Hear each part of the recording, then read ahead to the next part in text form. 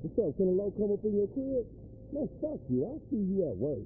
Oh, nigga, don't hate me because I'm beautiful, nigga. Maybe you got rid of that old yee-yee ass haircut you got. You get some bitches on your dick.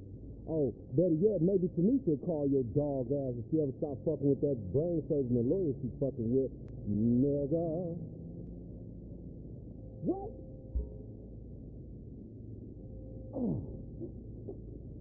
Ooh, honey.